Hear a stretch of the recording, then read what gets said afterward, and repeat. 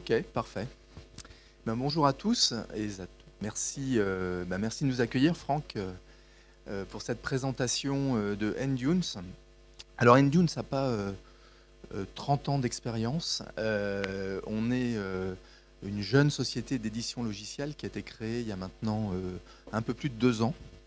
J'en suis le cofondateur avec Renaud de Paris, qui va dérouler un certain nombre de use cases autour de la création de mondes virtuels 3D. Donc on va rester dans la donnée, comme avec AGP, mais avec une approche totalement différente et complémentaire, puisque l'enjeu pour Endunes, c'est d'arriver à recréer de manière automatique, donc de générer de très grands environnements, territoires, villes, voire planètes, mais de manière totalement automatisée. Voilà. Donc, juste en quelques mots, d'où nous est venue l'idée. Donc, avec Renaud, on a une petite quinzaine d'années d'expérience dans le milieu de la 3D. On a créé en 2005 une société qui s'appelle Redway 3D, dont vous avez peut-être déjà entendu parler, dont le métier est de développer des composants logiciels pour l'industrie. Voilà. Alors là, on a... Oui, Renaud, tu peux peut-être passer directement à la slide d'après. Exactement, celle d'avant. Voilà, très bien. Donc, Redway 3D, juste pour la petite histoire, travaille avec des très gros éditeurs de logiciels, Hexagon, Dassault Systèmes, 2020. Donc, nous, notre métier, c'était vraiment de motoriser ces applications avec des moteurs graphiques, un peu comme on va le trouver dans le jeu vidéo avec les Unreal, Unity, etc. Donc, le métier de Redway, c'était de le faire, mais pour l'industrie. Et en discutant avec ces clients industriels, on s'est rendu compte que finalement, on passait énormément de temps à optimiser ces moteurs de calcul, de rendu, alors que ce soit photoréalistique, temps réel avancé, mais que finalement, le parent pauvre a toujours été la 3D, les données en tant que telles, en fait. Et donc, on a décidé, il y a 2 ans, de créer une société dédiée à l'automatisation de la conception de données en 3D, et notamment pour de très grands espaces. Donc voilà d'où est venue l'idée d'Endunes. Donc aujourd'hui, Endunes, c'est une plateforme, c'est un logiciel qui propose un workflow en fait, de génération de mondes 3D, et un workflow qui va s'intéresser essentiellement à 4 marchés. Les premiers marchés sur lesquels on est, bien sûr, c'est tout ce qui va toucher à l'architecture, la construction, puisqu'on va de manière très simple pouvoir contextualiser en fait des projets, des projets d'urbanisme, d'architecte. Bien sûr, tout ce qui est city planning, donc la partie urbanisme à l'échelle d'une ville, comment projeter le futur d'une ville au niveau urbanisme, comment à 4-5 ans montrer ce que seront les enjeux et les directions et les orientations que veut prendre la ville. Voilà, on a un projet en cours d'ailleurs en ce moment avec l'école Méliès, AGP autour d'Épinal sur ce sujet. Et bien sûr, tous ces mondes 3D peuvent être réutilisés dans des contextes media entertainment, que ce soit le cinéma ou le jeu vidéo. Voilà. Le métaverse est précisé là parce que la conviction qu'on a sur ce sujet, c'est que finalement, on est en train de le construire, ce métaverse, petit à petit, de converger. Et qu'une chose est certaine, c'est que finalement, pour construire ce métaverse, il va falloir de plus en plus de données 3D. Et il va falloir être capable d'utiliser des outils de nouvelle génération, comme Endunes, pour pouvoir les fabriquer. Donc, tu passes. Voilà. Alors, en quelques mots, et après on laissera surtout, je laisserai Renaud faire les démos. Mais voilà, typiquement une idée de ce que peut être un monde de grande surface. Donc là, vous voyez une petite ville avec des points d'eau, des forêts, etc. Donc on se doute bien que pour concevoir un monde comme ça, si on laisse des artistes le faire pièce par pièce, avec les outils du marché, c'est extrêmement long, c'est extrêmement coûteux. Et finalement, bien souvent, économiquement, ça n'a aucun sens dans les projets qui nous intéressent. Parce qu'en plus, il faut que ce soit réaliste, puisqu'on parle de 3D temps réel, on doit être capable, qu'on soit à 1000 mètres du sol ou à 1 mm du sol, d'avoir le même niveau de réalisme. Il faut que ce soit immersif, donc en plus, il faut que ça aille très vite, 30 images, 60 images par seconde, si on est dans la réalité virtuelle. Et il faut que ce soit éditable. Contrairement à toutes les techniques dont on a parlé avant, hein, où l'idée est vraiment d'approcher le plus possible la réalité, nous, quand on va imaginer des mondes virtuels, on va pouvoir projeter le futur ou expliquer le passé. Donc il faut que ce soit éditable, il faut que ce soit modifiable pour qu'on puisse aller au-delà de la réalité. Ça se passer. Voilà, on va passer ça. Hein. Vous avez compris que pour fabriquer un monde comme ça, très clairement, il y a des vrais sujets de productivité. Aujourd'hui, la data dans un jeu vidéo peut représenter jusqu'à, alors en fonction du jeu, hein, mais c'est parfois la moitié, 2/3 du budget. Donc ce sont des budgets conséquents. La solution de Endunes, hein, ce qui va vraiment nous intéresser, c'est une solution productive où on va repartir en fait d'éléments connus. Donc on va sourcer le logiciel avec des cartes 2D, avec des cartes de cadastre, avec des cartes topologiques, avec des styles architecturaux. Donc on ne va pas chercher à décrire tous les bâtiments, on va plutôt créer ce qu'on appelle une feuille de style d'une ville. Voilà. Et tous ces éléments connus, parce qu'il faut savoir que voilà, la Terre a été cartographiée en long, en large, en travers, et qu'on a un nombre d'informations mais incroyable aujourd'hui sur notre environnement, va être analysé par le logiciel, par des algorithmes qui vont transformer ça en fait en une proposition de monde 3D, de monde virtuel 3D. Je te laisse passer celle d'après. Voilà. Et dernière petite slide avant de passer aux présentations. C'est bien un workflow qui est proposé, un workflow de travail. C'est un workflow aujourd'hui qui est enseigné à l'école Méliès, puisqu'on a Endunes qui est utilisé dans la chaîne de production, en fait, et un certain nombre d'étudiants, peut-être d'ailleurs certains sont là, utilisent ou vont utiliser Endunes. Ce workflow, il est assez simple, c'est de dire finalement, générons en s'appuyant sur les algorithmes et sur l'ordinateur le monde 3D le plus proche de la réalité. Et là, on a des gains en productivité de 50-80%, enfin on a des gains en productivité très importants, parce qu'on évite en fait tout le coût de modélisation à l'identique. Alors bien sûr, on n'aura pas quelque chose de parfaitement réaliste, comme AGP, comme la proposition d'AGP, mais on va avoir quelque chose sur de très grands espaces approchant la réalité. Deuxième étape du workflow, c'est de passer dans le logiciel sur quelque chose qui soit 100% éditable. Et donc là, 100% de ce qui a été créé de manière automatisée va pouvoir être édité, changé, transformé, supprimé. On va pouvoir intégrer des modèles sur des points d'intérêt qui viennent d'autres univers ou d'autres logiciels. Par exemple, un modèle de cathédrale va pouvoir être intégré dans une ville, parce que lui, on voudra qu'il soit parfaitement réaliste et très proche de la réalité.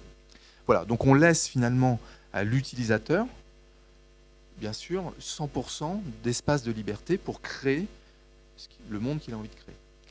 Et enfin, la troisième partie du workflow qui est essentielle, c'est où est-ce qu'on opère ces mondes-là. Alors on peut rester dans le logiciel, hein, et c'est la proposition qu'on va faire par exemple aux architectes, aux urbanistes, mais on peut aussi sortir vers des workflows de production type cinéma, type jeu vidéo, en allant, et on est en train de bridger en ce moment ce que l'on fait avec des moteurs de jeu type Unreal, etc. Parce que clairement, on voit que là, il y a un gros enjeu, et même pour des villes, à faire de la gamification, à utiliser ces modèles de données dans d'autres contextes qu'un simple contexte de visualisation. Donc voilà le workflow que l'on propose.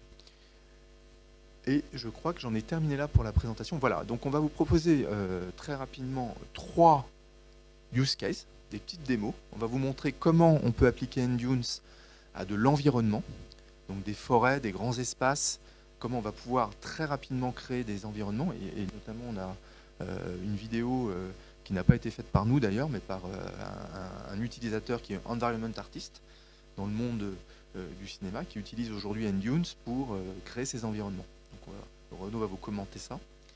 Deuxième use case, c'est les villes, évidemment. Comment le monde urbain va pouvoir être représentés avec Endunes. Et donc quand on parle des villes, on parle également des bâtiments, mais aussi de toutes les infrastructures routières, des jardins, des plans cadastraux.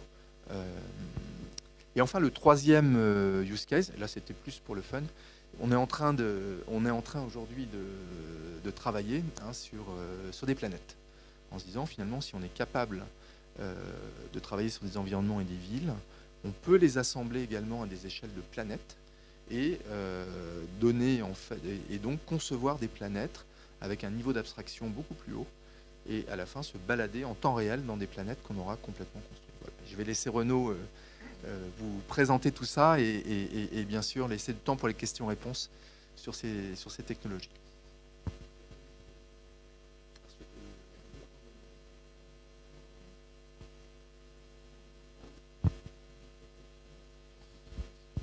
Bonjour, Renaud de Paris. Merci à Franck, merci à tous d'être là. Ce que vous voyez là, en fait, à l'écran, je me suis dit, plutôt que de vous montrer le logiciel par le menu, c'est directement, en fait, ce qui a été créé par un de nos utilisateurs avec le logiciel. Alors, la manière dont fonctionne Endunes c'est un peu différente, en fait, sans doute, de ce dont vous avez l'habitude avec d'autres logiciels. Dans la mesure où en fait je ne vais pas ni avoir une brosse, ni peindre, ni poser des rochers. En fait, je vais plutôt définir des règles. Je vais plutôt travailler en fait à un niveau d'abstraction supérieur en fait qui va me permettre après d'avoir l'environnement en fait qui va être automatiquement défini et calculé par le système. Par exemple, lorsque je fabrique des sols, je pars par exemple de sols en photogrammétrie, en fait que je vais assembler avec un certain nombre de masques sur des terrains qui vont avoir été définis par exemple avec des logiciels comme World Machine. Le système va les recombiner, il va me recréer et me faire une proposition. Ensuite, la végétation, elle, d'une manière similaire, je vais l'importer, si vous voulez, avec un logiciel, avec un SpeedTree, avec un Plant Factory ou avec d'autres sources. Je vais importer ça, je vais mettre ces végétations dans des biomes. Les biomes vont avoir des règles et en fait les règles vont se combiner en fait avec l'environnement pour recréer automatiquement la scénarisation. Ce qui fait qu'en fait lorsque vous travaillez avec Endunes, en fait vous n'avez pas de limite visuelle. Vous définissez des environnements qui sont automatiquement en fait massifs, automatiquement des environnements qui vont se générer à l'infini directement en fait en fonction de ce que vous allez avoir spécifié en amont. Donc là, c'est un utilisateur en fait, qui est parti avec notre logiciel, qui est encore en bêta. Il faut le savoir, aujourd'hui, le logiciel n'est pas sorti. On n'a pas la version finale. On a commencé essentiellement à travailler sur la partie environnementale, travailler sur la partie motorisation rendue. Donc ça, c'est du temps réel. En fait, c'est du temps réel un peu poussé, puisque c'est du 4K avec anti-aliasing un peu et, voilà, encodé. Mais on doit être à quelques secondes par image, en fait, sur ça. Et vous pouvez vous balader là-dedans aussi complètement en temps réel avec une qualité très légèrement moindre. On a travaillé beaucoup donc les aspects atmosphériques, environnementaux, puisqu'en fait, de toute façon, on a été très rapidement confronté à des problématiques de performance. En fait, lorsqu'on fait du temps réel en fait, de végétation avec de la végétation de haute qualité en fait, sur des étendues aussi vastes, en fait, très rapidement on se pose beaucoup de questions en fait, techniques sur la capacité en fait, du système en fait, à encaisser en fait, des données à l'infini. Donc ça a été un des gros axes en fait, de R&D du produit. Et aujourd'hui, bien qu'on soit en version bêta, en fait, on a quand même la partie, on va dire, environnementale en fait, est aboutie et en fait, est finie. Et donc ça, c'est le type de visuel produit par notre utilisateur qui a souffert tous les tourments de l'utilisateur en bêta d'un logiciel qui n'est pas encore sorti, mais globalement qui a quand même réussi à sortir des choses assez intéressantes. Les nuages, par exemple, sont importés d'Houdini. Les textures de détail, ici, ça va être, je pense, du Megascan qu'il a dû prendre. Après, ce sont des assets qu'il a créés lui-même. Voilà. Une particularité du logiciel aussi, c'est que le logiciel est gratuit, en fait, et utilisable gratuitement. Et le restera. En fait, une autre particularité du logiciel, c'est qu'après nous on fournit, comme disait Lionel, en fait, de la donnée et que ça fait partie en fait de notre business model. C'est que si vous voulez gagner du temps et utiliser de la donnée qui est directement préparée pour Endunes, à ce moment-là, celle-là sera sur une boutique avec abonnement. Mais en tant que tel, le logiciel est disponible en fait gratuitement. Vous pouvez aujourd'hui le télécharger sur notre site. En quelques clics, vous allez réussir à créer des environnements assez massifs et des scènes en fait comme celle que vous voyez là. Alors après, je vais peut-être passer un petit peu parce qu'elle est un peu longue cette vidéo, c'est pas moi qui l'ai faite, donc. Mais ça vous montrer en fait ce que vous pouvez faire. Avance un petit peu, il y a quelques effets atmosphériques. Après, voilà, reviens. Voilà, tu avais des choses qui étaient assez sympas. Voilà, NDunes aussi fait ce genre de rendu, ce genre de processing. En fait, avec NDunes, vous allez plus chercher l'endroit qui vous intéresse dans la scène que définir la scène forcément 100% contrôlé. Alors, ceci dit, après, si vous voulez des assets à des endroits précis, vous rajoutez vos assets à des endroits précis, vous modifiez, vous creusez, il y a encore des brosses, il y a encore tous les outils classiques qu'on peut trouver en fait, pour peaufiner des points d'intérêt en fait, dans un environnement ou des choses particulières. Donc voilà, ça c'est la partie environnementale, on va dire la plus aboutie du logiciel. Et on va passer à la deuxième petite vidéo, en fait, qui concerne vraiment la partie urbaine. Alors après, je ne sais pas laquelle tu veux prendre. Donc là, vous allez avoir le workflow, en fait, dont Lionel a parlé, qui est plus pour les architectes et les urbanistes. Visuellement, on n'est pas encore abouti. En fait, c'est pas encore finalisé, c'est pas du tout encore au niveau de qualité, mais ça vous donne en fait la méthodologie. Je suis parti. Hop, on la refait. Ça vous donne la méthodologie. Effectivement, comme on le disait, la Terre entière a été cartographiée. Et là, vous avez un petit village qui s'appelle Saint-Vitz, qui est, je ne sais pas où, au nord de Paris, sur lequel vous allez avoir en fait quelques milliers de maisons. Et en fait, je vais trouver directement l'information cadastrale, le plan des parcelles, les empattements des maisons, des abris de jardin. Je vais trouver le réseau routier. Quelques informations parcellaires, parfois, sur les largeurs des routes, sur ce que je vais trouver, sur des choses comme ça. Et en fait, ça va être de la donnée qui va être aussi importée par NDunes. On va partir de là. Alors là, c'est un peu vraiment la partie pour les urbanistes qui doivent connaître, c'est-à-dire que c'est quand je vais sur le site de l'IGN pour récupérer la cartographie de la Terre, la cartographie de la France, en fait, qui a été, avec les relevés topographiques exacts, que j'importe, qui est recalée par le logiciel, en fait, directement au niveau de la ville, de façon en fait à ce que l'ensemble soit cohérent, c'est-à-dire que la ville qu'on va produire soit sur le relief réel français, en l'occurrence ici, puisque c'est les données de l'IGN. Donc là, vous avez la proposition par défaut du système. Voilà, calculé. Tous les bâtiments en fait, sont générés procéduralement, tout est généré automatiquement. Là, en fait, jusqu'à cette étape-là, en fait, vous n'avez rien fait. En fait, ça a été fait Enfin, si, il faut laisser quand même la machine calculer, ça prend 1 heure à peu près pour générer une scène comme celle-ci. Après, une fois que vous avez fait ça, si je ne me trompe pas dans le script de la vidéo, hein, parce qu'après, forcément, quand on est... c'est l'effet live. Bon, il y a quelques petits bugs de toiture, on va oublier. Voilà, le système reprend les parcelles, va générer des cadastres, on est en train de générer les trottoirs, on va rajouter les éléments de mobilier urbain qui ne sont pas encore présents, les places de parking, les connectiques de câblage électrique. Et là, vous avez en fait le logiciel en version de travail, c'est-à-dire qu'une fois que j'ai généré ma scène en fait, à l'aide de mes données cadastrales, après, je peux tout modifier. Je reprends, si effectivement on est dans le cas où je dois intégrer la vraie église qui a été modélisée par AGP, à ce moment-là je vais enlever le pauvre polygone de l'église qui m'aura généré quelque chose d'approximatif, parce que forcément je n'ai pas la vraie donnée, hop, et je vais implanter leur mesh 3D, parfaitement délighté, qui va se recoller en fait, dans l'environnement. Et c'est ce que l'on fait sur la ville d'Épinal, où on est en train de faire la doublure de la ville d'Épinal, et on a pointé du doigt quelques monuments clés, dont la basilique, qui est vraiment magique, pour pouvoir updater la map et la mettre dans Unreal. Voilà, donc ça vous donne en fait en quelques minutes une idée du fonctionnement en fait du logiciel. L'idée c'est de démultiplier en fait la productivité des utilisateurs en leur donnant en fait des outils à un niveau macroscopique, on va dire quelque part en fait d'utilisation et d'édition, et de façon à ce qu'ils puissent travailler directement sur des données assez massives et après les ajuster en fait pour leurs besoins propres de production et en fonction de leurs besoins. Alors, dernière... Je te laisse passer sur le planétaire. Donc là, on va vous montrer un exemple maintenant live. Donc, je vais laisser Renaud lancer NDunes. Alors, je tiens à préciser 2 choses. Je ne suis pas artiste, d'accord. Ça va sans dire. Je suis un programmeur. Donc, ce que vous allez voir... Elle peut être d'un goût douteux, hein, au goût de certains. Voilà, c'est juste une démo technologique, et donc le deuxième warning d'usage dans ce genre de démonstration, c'est que ça peut planter. Il faut que j'essaie de le faire en tenant le micro d'une main et en... Ouais, tiens, prends le micro. Donc on va laisser Renaud charger. Donc là, on est vraiment sur ce sur quoi on travaille en ce moment, en plus des villes, c'est d'essayer de recréer des planètes entières, en fait.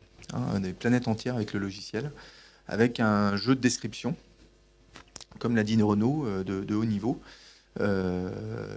Plutôt que de prendre des pinceaux et d'aller mettre de la neige partout, ça va pas? Vous m'entendez là? Ouais, plus près. Plutôt que d'aller, voilà, par exemple, mettre de la neige avec des pinceaux, on va juste augmenter la température, baisser la température et augmenter la pluviométrie. Donc 2 critères et hop, la neige va automatiquement. Merci. Comment? Franck. Voilà. Alors, c'est ça. Quelques infos. Donc là, c'est pareil, donc c'est quelque chose que j'ai fait, je l'ai compilé hier, cette planète, ça prend quelques heures à générer. En fait, ça fait 3000 km de rayon, et en fait, on va descendre effectivement jusqu'au niveau du sol. Là, ce que vous voyez, en fait, c'est une répartition voilà, de cartographie, de température, de pluviométrie. Je vais rajouter quelques nuages, et je vais donc descendre là-dedans. Allez, on va essayer de faire un fly. Clic, et... Ça, je voulais pas. Voilà, le truc. Hop.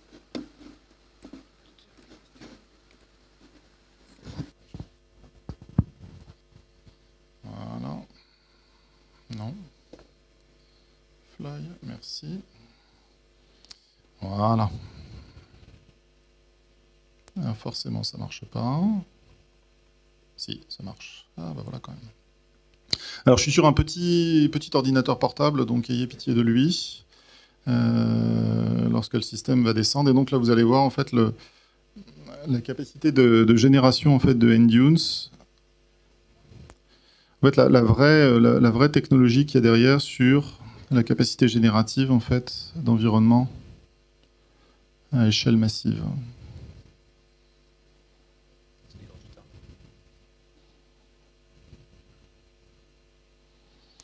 Alors oui, ça rame un peu parce que j'ai un vieux PC. On est d'accord.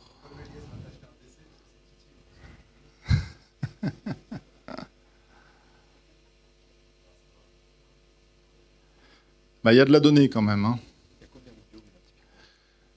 Là, il y a... Alors, en fait, c'est un seul biome qui va contenir un certain nombre d'espèces, après, qui vont être réglées en fait, par des paramètres, notamment par un certain nombre de règles de plantation, qui incluent notamment tout ce qui est pluviométrie et température.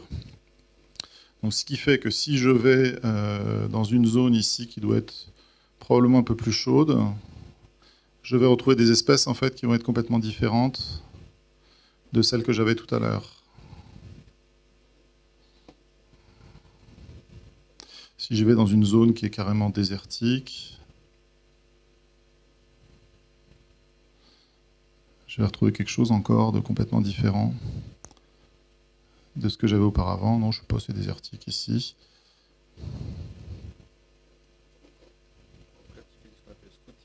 Voilà, je fais du scouting un peu.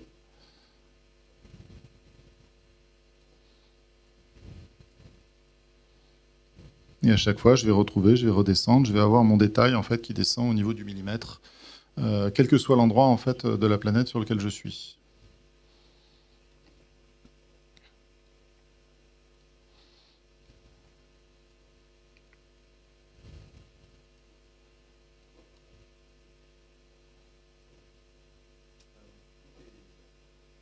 Tout est géré procéduralement. Pour faire par exemple une forêt avec NDunes, avec 2-3 espèces recombinées, on peut donner une impression vraiment de forêt réaliste. En fait, c'est ça qui est assez, qui est vraiment le cœur du système. Et après, on n'a que des règles descriptives qui vont permettre de mettre à jour. Donc là, je crois que c'est de la neige, par exemple, ce que je disais tout à l'heure. Bon, pas besoin de prendre un pinceau et de peindre de la neige sur le continent entier. On va juste changer 2 paramètres, créer des conditions pour avoir une épaisseur de neige qui va être plus ou moins importante en fonction des conditions, et le système automatiquement va enneiger l'environnement. Voilà. Et donc on aura une impression de réalisme parce que ça aura été fait de manière systémique. Donc voilà pour la... Merci. Voilà pour la démo. Voilà. Quelques use cases Endunes. Merci à tous. Alors, est-ce que vous avez des questions? Je suis sûr qu'il y en a. J'ai vu des yeux s'ouvrir chez mes potes. Il y a déjà une première question sur Internet. Hop. Comment, bah vas-y. Comment on se forme à Endunes et à Unreal? Bon, il se trouve que vous êtes dans l'Institut Georges Méliès. Là, il faut demander à Franck. Et que Endunes, c'est le seul training center Endunes en fait of the world. C'est pas mal. Et que nous sommes training center Epic Games en fait. Donc tout peut se faire ici. Et à l'INA, parce qu'en fait on est partenaire de l'INA. Et l'INA aussi on a accès mutuellement à toutes nos formations en commun, qu'on digitalise aussi. On fait du learning en formation. Et voilà, on fait ça main dans la main. Donc l'INA ou Méliès. Bonjour et bravo pour votre soft. Vous parliez de bridge vers d'autres logiciels. Est-ce que justement Unreal, il y a quelque chose qui est en cours pour faire le trajet vers un moteur? On est Jonathan. Ouais, voilà, on travaille sur ce sujet là maintenant en ce moment pour faire un bridge effectivement vers la plateforme Unreal. Alors il y en aura d'autres. On a choisi Unreal au départ parce que c'est tout à fait cohérent avec le projet qu'on a en ce moment en commun, qui est de récupérer les données de Endunes, les données d'AGP, et de faire fonctionner tout ça dans un environnement type Unreal pour créer en fait de l'interactivité autour de la ville, et un mini-jeu en fait autour de ça. Voilà. Donc oui, on est en train de travailler sur ce bridge. Alors non, il n'y est pas encore parce qu'il va falloir un petit peu de temps pour le mettre au point techniquement. C'est pas très compliqué, mais en revanche, voilà, il faut que ce soit bien fait pour qu'on puisse vraiment retrouver dans Unreal toute la richesse qui aura été générée par Endunes. Aujourd'hui, en fait, là, on travaille avec Jonathan sur le sujet. On arrive déjà, en fait, on peut exporter l'intégralité des données. D'accord, on peut les sortir de Endunes. En fait, on peut définir une zone d'export, caler un système et en fait exporter en fait une zone complète sous forme de petits fichiers. On est en train de voir la structure en fait qui est la plus appropriée en fait pour que ça rentre bien dans Unreal, notamment toute la partie végétation qui est très lourde en fait et sur laquelle il faut plutôt travailler sur la dernière version d'Unreal, je crois la 5.1 si tu m'arrêtes si je dis des bêtises. De façon à ce que ça puisse quand même manger, parce qu'il y a là à l'écran on arrive facilement à 500, 600, 700 000 végétaux affichés, donc à 100 000 pièces, ça fait quand même du monde, donc, ou 150 000 triangles pièces. Donc en fait, voilà, donc, on est en train de travailler cette chaîne d'export effectivement pour que ça puisse rentrer dans Nanit et dans le système de feuillage d'Unreal notamment. Après pour la partie landscaping, tout ça, ça va à peu près, je pense. Et les géométries, c'est plus, enfin, il n'est pas encore à l'aise, mais bon, ça avance, voilà. Bonjour. Et merci pour votre présentation. Je me demandais si c'était possible dans Endunes de créer un environnement contrôlé, mais pour de la ville, mais fictive, sans passer par de l'acquisition de données, mais définir des règles qui vont créer un environnement plutôt type urbain. Oui, de toute façon, en fait, oui, c'est largement possible. On peut créer un réseau routier, par exemple. Je crée ma curve, je peux vous le montrer, en fait, même en live. On peut créer du réseau routier, des buildings très très vite. En fait, c'était un peu le point de la deuxième vidéo. On n'est pas obligé de partir du tout d'une cartographie. On peut partir d'une feuille blanche et tracer son réseau, tracer ses bâtiments. Attends, excuse-moi, je suis désolé parce qu'il y a des gens à distance. Hop. Ouais, on peut pas définir ça juste par des règles en disant on veut tel type de cité, un village à telle altitude avec tant d'habitants et ça va créer quelque chose. On avait commencé, mais en fait, on trouve que c'est plus simple d'aller récupérer un village existant qui correspond à ce qu'on veut. Il y en a tellement. En fait, il suffit d'aller sur Google ou sur OpenStreetMap et de récupérer un petit village en disant tiens, voilà le layout, c'est celui-là qui m'intéresse. Et en fait, de toute façon, le village, on peut le mettre n'importe où. Sur n'importe quel terrain, en fait. Okay. On peut le mettre sur n'importe quel relief. Donc, en fait, et après, partir de cette base-là. Et finalement, on a quelque chose qui est quand même... les villages, ils sont pas... c'est assez dur de façon procédurale, et c'est de façon générale les problématiques... les défauts des solutions procédurales, c'est que ça se voit que c'est procédural. En fait, il manque la logique humaine qui précède. Et lorsqu'on prend indirectement un réseau routier ou des implantations de bâtiments qui correspondent à une logique humaine et à un village qui a été construit au fil des siècles, on récupère une intelligence en fait que de toute façon il sera difficile à simuler, je pense. Et donc c'est pour ça que l'idée c'est on a déjà cette matière-là en fait qui est disponible. Elle est déjà accessible en fait et on va trouver quelque chose. Alors après, s'il s'agit de faire quelques modifs, on va aller beaucoup plus vite en fait, je pense, comme ça, qu'en remettant juste un ensemble de règles et en partant ex nihilo. Il est toujours bon de toute façon de partir du vivant, donc de la réelle vie, de la nature, pour pouvoir recréer des mondes virtuels, même si c'est pas les mêmes, quoi. Merci pour la présentation. Est-ce que vous prévoyez un export au format USD ? Si ça vous parle. Alors, c'est une des questions. Oui, c'est probablement oui. Alors, ça ne va pas rentrer dans nos priorités immédiates, là, puisqu'on on est focalisé sur déjà la sortie du produit, en fait, le faire adopter par des architectes, des urbanistes, etc., qui trouvent sa première vraie audience. Mais ensuite, oui, l'USD est probablement un format de choix pour nous à terme. Oui. Du coup, je vous propose qu'on travaille ensemble, parce que nous, on va commencer à travailler sur l'USD, en tout cas, développer, à comprendre comment ça fonctionne, à proposer déjà des utilitaires. Donc, une dernière question. Ouais. Oui, bonjour, merci pour la présentation. J'ai juste une question. Est-ce que vous avez, si je télécharge votre logiciel, je peux déjà essayer de graber une zone de ville et la générer ? Oui. Vraiment dense, comme Paris ? Oui, alors ce que vous n'aurez pas aujourd'hui, c'est les données, en fait. En fait, quand il y avait la vidéo, en fait, où on voyait les bâtiments, en fait, toutes les façades de bâtiments, les fenêtres, tout ça, en fait, ça fait partie des packs de données, en fait, qui sont sur notre boutique aujourd'hui. Alors, il y a un jeu de données gratuite qui va être d'ailleurs mis à jour dans pas longtemps, qui va contenir quelques éléments de façon à pouvoir réaliser, si vous voulez, et utiliser, en fait, la technologie et tous les aspects de la technologie. Donc ça, on va l'avoir en disponible. Mais oui, sinon, vous pouvez graber la ville, en fait, la générer, la mettre sur n'importe quel terrain. Le système va s'adapter. Par contre, ce que vous n'aurez pas, c'est voilà, les définitions de façade, les modèles de toiture, ça, ils vont manquer. Donc il y aura des gabarits à la place. Voilà, et donc là, juste un petit mot par rapport à ça. Donc nous, notre vision d'un point de vue modèle économique, c'est justement que demain, cette donnée de qualité, cette donnée unitaire de qualité, fera la valeur de Endunes et permettra de faire les gains en productivité pour les utilisateurs. C'est pour ça que le logiciel, comme le dit Renaud, est gratuit, mais en revanche, ce qu'on va licencier, c'est la data. Et aujourd'hui, dans l'équipe Endunes, alors c'est une petite équipe, on est une petite dizaine, mais il y a autant d'ingénieurs R&D que d'artistes 3D qui modélisent en fait chaque donnée une par une, parce qu'on veut absolument assurer, nous, la qualité des données qui sont utilisées et recombinées dans Endunes. Voilà. Donc demain, le modèle économique, c'est simplement de s'abonner à un store sur lequel vous pourrez accéder à l'ensemble des données disponibles pour Endunes, et c'est ces données-là qui vont être recombinées, qui permettront de gagner du temps, parce que vous aurez directement les villes modélisées avec les bons templates, etc. Donc voilà, et je tiens à remercier grandement aussi un de nos anciens élèves qui bosse avec vous, Julien. Et Julien, qui maintenant... qui vient enseigner à Méliès, qui est à la fois comme Jonathan, enseignant, qu'on a cité exactement, plusieurs fois. Voilà. Donc on puise dans les ressources et l'écosystème de Méliès, mais c'est vrai que c'est très important de vraiment garder en permanence ce lien entre les artistes 3D et les ingénieurs R&D. En fait, Endunes, c'est vraiment au cœur de ça.